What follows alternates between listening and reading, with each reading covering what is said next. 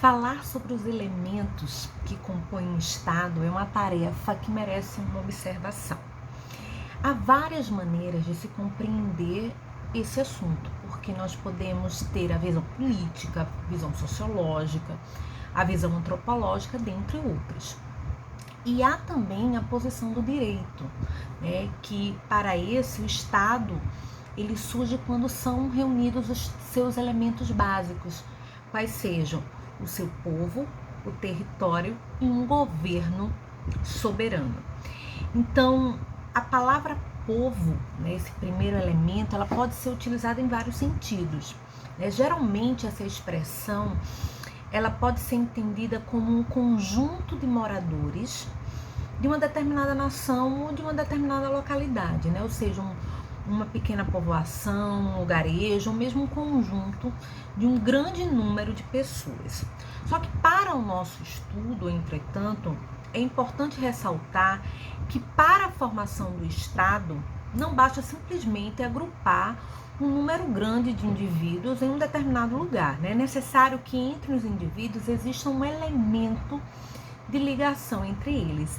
E esse elemento de ligação, ele pode ser o fato de terem uma mesma origem histórica, ou até, quem sabe, possuir costumes semelhantes, ou até mesmo uma origem de uma mesma etnia, né? Então, é essa identidade cultural que pode levar um grande número de pessoas a ser compreendida como povo, enquanto elemento desse conceito de Estado.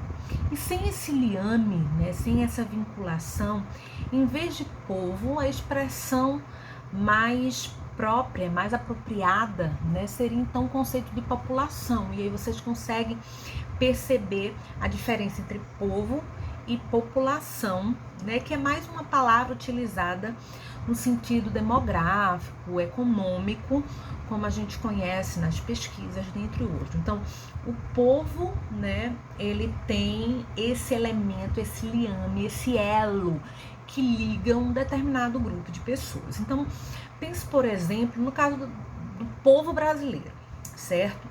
De norte a sul do país, muitos são sotaques, expressões típicas de cada região. Então, só que em todos os cantos a gente consegue observar uma mesma língua, que no caso é a língua portuguesa, né? A mesma história política, dentre outras coisas, né? Por essa razão é que nós podemos ser chamados de povo brasileiro. O segundo elemento é o território. E o território nada mais é do que o espaço físico e geográfico em que uma nação ela se instala, certo? Então, nós havíamos compreendido anteriormente, né, que o objetivo de um Estado é agir para promover a defesa dos direitos e interesses da sociedade. Então, o local onde essas ações elas são empenhadas é o que é chamado de território. E não é diferente a opinião de um famoso jurista que do século XVIII e século XIX, chamado Hans Kelsen.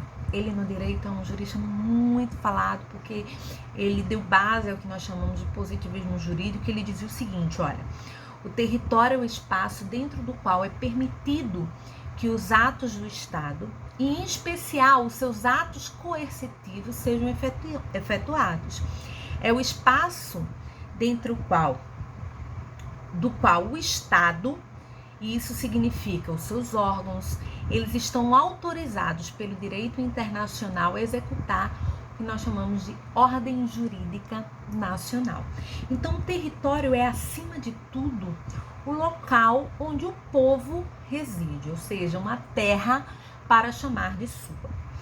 E nesse sentido é que o Brasil possui limites geográficos bem definidos, né? Como são as fronteiras que são bem determinadas, né? Então, lá do nascente do rio Ailã, em Roraima, né, as curvas do Arroio do Chuí, no Rio Grande do Sul, e da Ponta de Seixas, lá na Paraíba, né, as nascentes do rio Moa, no Acre, esse território continental de belas terras, de grandes riquezas, né? É o que nós chamamos de território brasileiro, né? A nossa terra. Portanto, nós também temos, além do elemento povo, né, o segundo requisito para a formação de um Estado, que é o que nós chamamos de território. E o terceiro elemento, juridicamente falando, para a composição, para a definição do Estado, é a soberania, ou o governo soberano, né? E a literatura, a doutrina jurídica, ela define que para ser considerado Estado, um povo precisa ter no seu território a autonomia para tomar as suas próprias decisões sem se submeter à autoridade de um outro Estado, né? Ou seja, ele necessita de soberania, que é justamente essa submissão à autoridade. E a gente pode lhe perguntar, né? De que adianta um povo viver no seu próprio território se as suas decisões políticas, administrativas e sociais elas foram desprovidas de valor, né? Você consegue imaginar o povo brasileiro em seu próprio território obedecendo às ordens políticas de outra nação, né? É meio absurdo, mas isso acontece principalmente naqueles países que têm uma dominação em relação com outros países, né? Eis aí a importância da soberania, né? Já que essa é justamente a capacidade de um povo de impor a sua própria vontade por intermédio dessa instituição nomeada e legitimada por ele mesmo, que é chamada de Estado. Então, é o exercício de seu poder, seja interna, seja externamente, para controlar recursos, decidir rumos políticos, políticas econômicas, políticas sociais, além de não depender de nenhum outro país, certo? Mas é importante, a gente ouve muito falar sobre outra acepção, que é o Estado de Direito. Estado de Direito. E essa é uma expressão que se denomina como uma nação em que o direito ele deve ser observado por cada um. Então, houve ao longo da história casos de nações em que o governante não tinha de se submeter às normas jurídicas que lhe eram impostas, né? Ele era livre para fazer o que lhe bem entendesse. Inclusive, a gente teve um momento aqui no Brasil, se nós pensarmos os momentos ditatoriais, tinham essa concepção, né? Então, quando uma nação proíbe essa espécie de fenômeno, fazendo com que todo e qualquer pessoa, sem distinção, esteja obrigada a respeitar o direito que foi estabelecido naquela nação, nós temos o que chamamos de Estado de Direito. Então, a principal característica do Estado de Direito é a importância dada ao fenômeno da lei, né? A sua relevância histórica ela vai se dar justamente no combate ao autoritarismo, à desigualdade de classes sociais, certo? Em um Estado de Direito, também conhecido por alguns como Estado liberal de direito, a lei ela é determinada e designada para todos, né? E essa teoria ela reflete uma luta já antiga, desde a Revolução Francesa no século XVIII, para combater a tirania com que os súditos do rei eram até então tratados, né? Só que há um enorme problema nesse modelo de Estado, né? Que trata justamente da frieza, né? Com que o legalismo, você olhar para a lei crua, seca, leva autoridades a tratarem os indivíduos, né?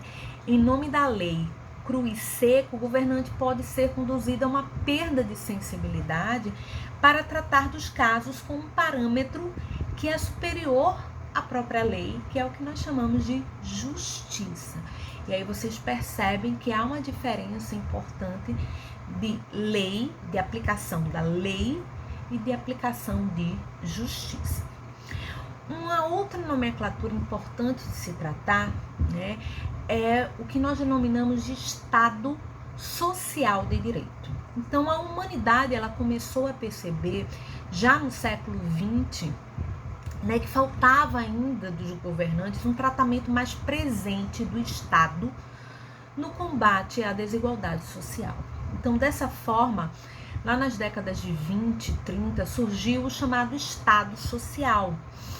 Muito embora a Constituição de 1917 do México e a Constituição de Weimar de 1919 já trouxessem o que seriam esse modelo, né, do que seria o Estado Social de Direito. E a característica mais marcante é que os direitos sociais eram cultivados como ponto central da administração pública, né?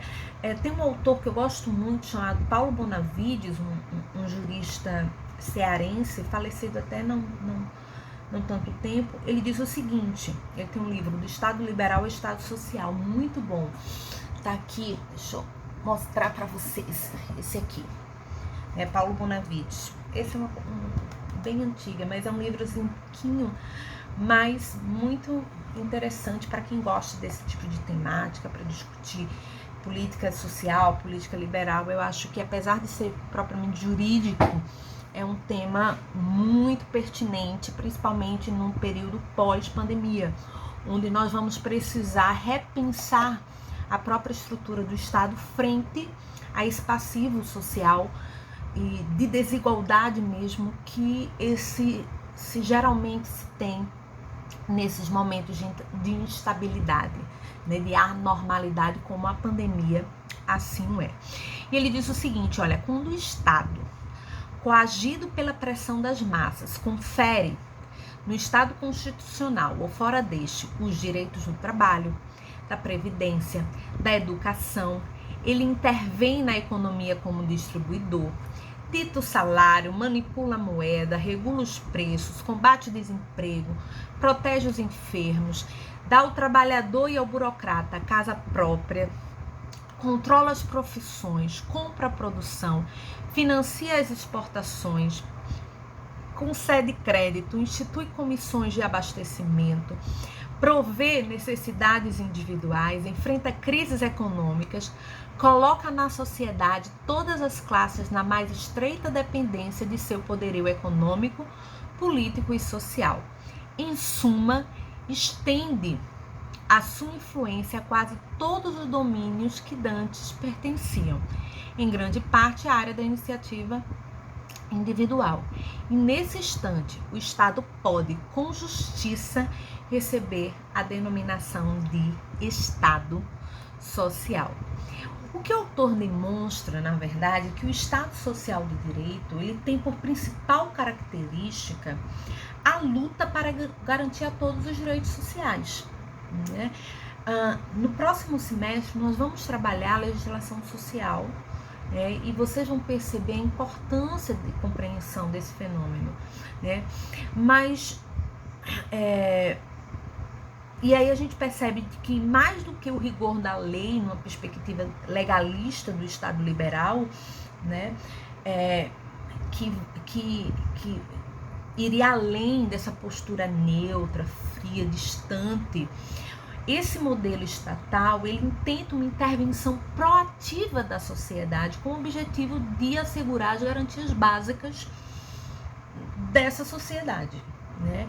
Então, pensar o Estado Social de Direito é algo importante dentro não somente do que fora vivido no início do século XX, melhor dizendo, mas também repensando esse intermédio também no século XXI. Uma outra nomenclatura que nós ouvimos bastante nos noticiários, no tudo, é o Estado Democrático de Direito, né?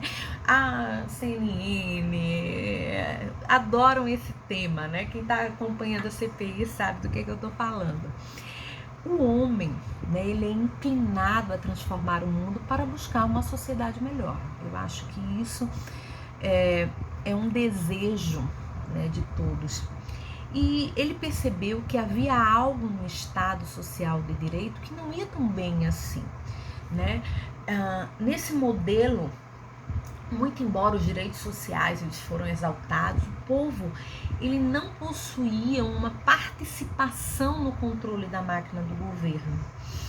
E tanto foi assim que em alguns países, mesmo com a proposta de se governarem pelo modelo do Estado Social, acabaram se encaminhando para regimes totalitaristas, ou seja, quando o poder ele é concentrado na mão de um ou de poucos governantes, né?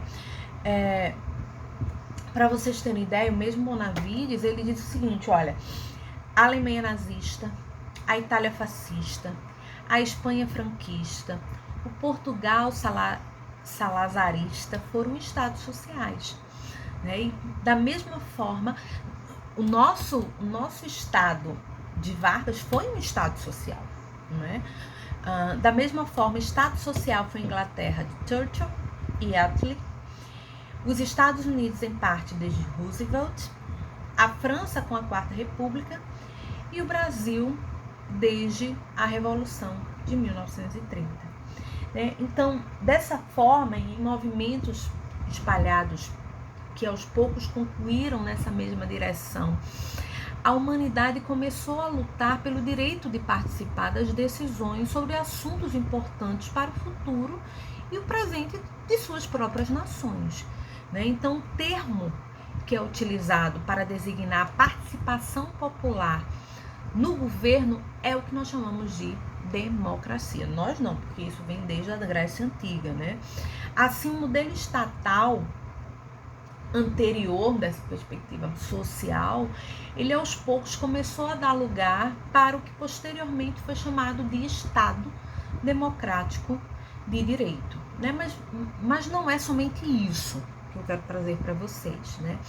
São características marcantes do Estado Democrático de Direito o respeito às liberdades individuais e as liberdades civis também, os direitos civis. Então, nesses estados, os direitos humanos, eles são reconhecidos geralmente como a base da sociedade e não raramente reconhecidos pelo seu texto constitucional, que é o que nós chamamos de direitos fundamentais, certo?